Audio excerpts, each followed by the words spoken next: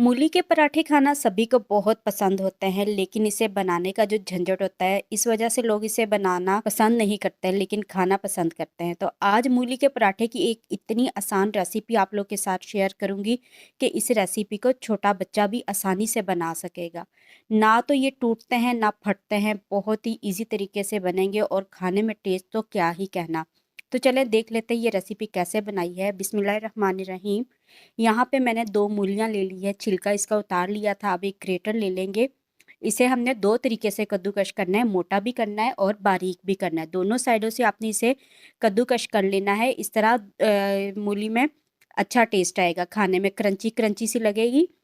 आप जब इसे अच्छी तरह से कद्दूकस कर लेंगे तो हाथों की मदद से या किसी कपड़े के साथ आपने इसके अंदर से सारा पानी निचोड़ देना है, क्योंकि ये जो मूली का पानी होता है ये कड़वा होता है। तो हाथ की मदद से आप इसे निचोड़ लें और उसके बाद आपने इसे किसी बाउल के अंदर रखते जाना है। तो मूली को अच्छी तरह से मैं निचोड़ लूँगी, फिर उसके बाद हम इसके अंदर कुछ मसाले ऐड करेंगे। तो यहाँ पे सारी मूली को मैंने अच्छी तरह से निचोड़ लिया, पानी को ड्राई कर लिया है और अब मूली को एक बड़े बर्तन के अंदर डाल देना है। अब इसके अंदर हमने एक प्याज लिया था, इसे मैंने कद्दूकस करके ये इसके अंदर डाल दिए। इसके अंदर से पानी नहीं निकाला। 3-4 सब्ज़ मिर्चें बिल्कुल बारीक चॉप करके ये इसमें डाल देनी है। 2 मुट्ठी के करीब हमने सब्ज़ धनिया बारीक कट करके ये डाल देना है। अब इसके अंदर 1 चम्मच अदरक और लहसुन का पेस्ट डाल दिया है, इससे बहुत अच्छा टेस्ट आएगा।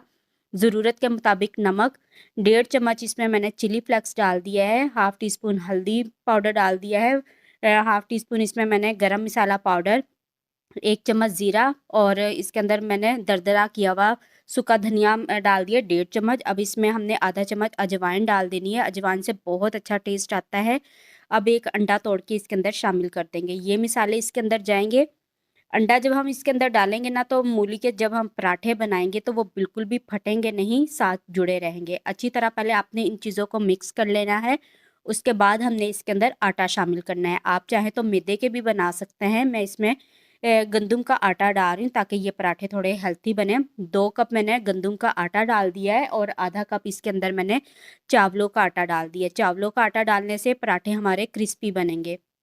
पहले हाथ से आपने अच्छी तरह से इसे मिक्स कर लेना है, उसके बाद आपने इसके अंदर थोड़ा-थोड़ा करके पानी शामिल कर देना है।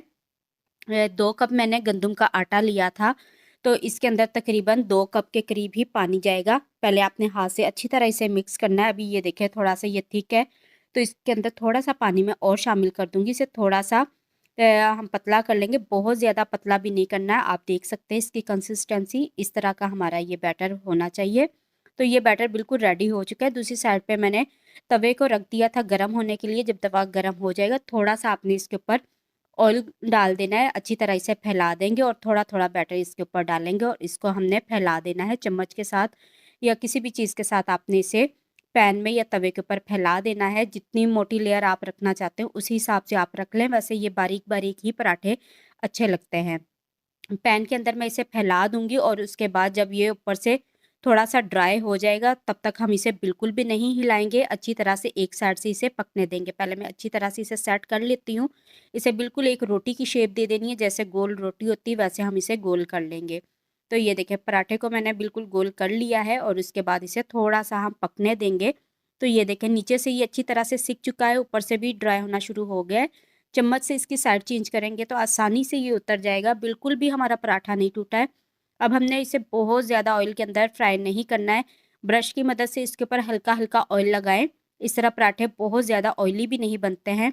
साइड चेंज करेंगे और दूसरी साइड पे ब्रश की मदद से हमने ऑयल लगा देना है। ऑयल या घी जो भी आप खाना पसंद करते हैं, वो इसके ऊपर लगाएँ। दोनों साइडों से अच्छा-सा कलर आने तक इसे हम पराठे को अच्छी तरह से सेक लेंगे, पका लेंगे। बिल्कुल भी ये कच्चा नहीं होगा और इतना टेस्टी, खाने में तो बहुत ही ज़बरदस्त है। पराठा हमारा तैयार हो चुका है, बाकी के पराठे भी सेम इसी तरीके से हम बना लेंगे। तो मज़ेदार से हमारे मूली के पराठे बहुत ही जल्दी बन गए हैं, कोई पराठा भी नहीं टूटा, सारे बहुत ज़बरदस्त बने हैं। टमाटो केचप के साथ भी आप खा सकते हैं, दही की चटनी के साथ आप इसे खाएँ, बहुत ही मज़ेदार लगते हैं। मैंने पुदीने वाली चटनी बनाई है इसके साथ, तो इसका क्या ही कहना है। पराठा आपको तोड़कर भी मैं दिखा देती हूँ, बहुत ही सॉफ्ट बना है, बहुत ही खाने में टेस्टी है। आप इस तरीके से मूली के पराठे बनाएँ, बहुत मज़े के बनते हैं। तो ये थी मेरी आज की मूली के पराठे की आसान और मज़ेदार सी रेसिपी। उम्मीद करती हूँ रेसिपी अच्छी लगी होगी। वीडियो अच्छी लगे तो लाइक करें और आगे शेयर करें। Thank you. अल्लाह हाफ़िज़।